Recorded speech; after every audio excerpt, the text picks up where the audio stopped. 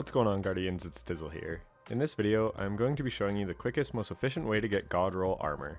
Very quickly, before I show you how to get armor pieces like the one on screen, I want to give a shout out to my buddy Jesse.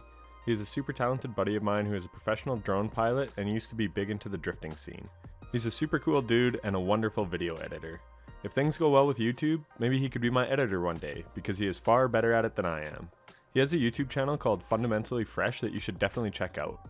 He recently did a short film that is super cool, so if you're into that kind of stuff at all, definitely go check that video out, and it'll be linked at the top of the screen. Here's a short little clip from that video so you can know what to expect.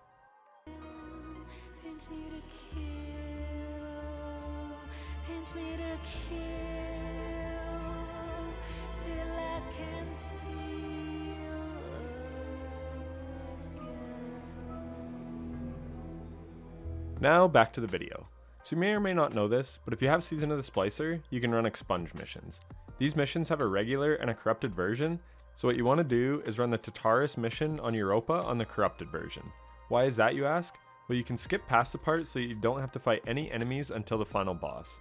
This allows you to easily complete this mission in about 5 minutes on any character. There is a limit of running this mission 3 times a week per character. You can run it more, but you can only get the God Roll armor 3 times a week. But if you get lucky, that will drop you 9 very well rolled armor pieces. However, the final chest doesn't always drop armor, and it can also drop weapons, which gives an extra perk slot or 2. So it isn't always a guarantee. However, for as quick as this takes, it is well worth doing. The new 30th anniversary content comes out very soon, so you'll likely be grinding that. So you should be passively finding corrupted key codes out in the wild.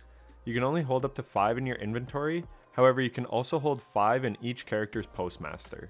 So what I try and do is not pick up the key codes off the ground so that they go to my postmaster.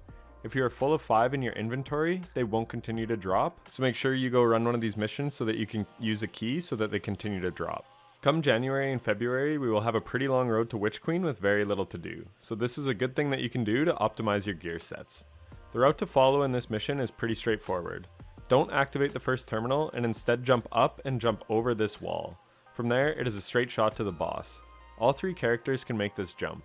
I opt to run Stompies and Quickfang on Hunter for extra speed and mobility. I run Dune Marchers on Titan and Transversive Steps on Warlock. I also run Top Tree Dawn for movement and heat rises to gain extra height on my jump.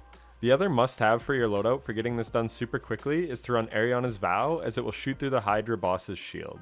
On Hunter, I swap to Lucky Pants and run the Gunslinger subclass to make Ariana's Vow hit even harder. My final tip for when you are running this is to focus the stats on your armor. If you did not know, there's a ghost perk that you can put on to guarantee that you have a high stat roll in one specific area. So for example, I could focus Discipline on a Warlock, as I love high Discipline on that class. Mobility is great on a Hunter for the dodge cooldown, and high Recovery is always great regardless of the class, especially for PvP. So whatever you are looking for in your armor, be sure to focus it on your ghost when you are running these missions. These are very quick missions to run if you use my strategies on screen. I hope this video helped you out, and if it did, then a like and subscription would be greatly appreciated. I have had an extremely busy month in November. I went to Mexico for a friend's wedding at the start of the month, and work has been swamped since I got back, hence the big break in content. I'm super pumped to bring you more videos this week with the dungeon being out.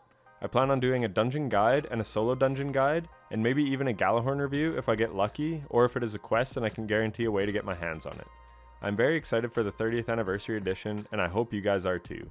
For January and February, I am cooking up a really huge project that I think will help a ton of people, so stay tuned for that. Anyways, that is going to do it from me. If you made it this far into the video, thank you so much for watching. I really do appreciate it. Take care.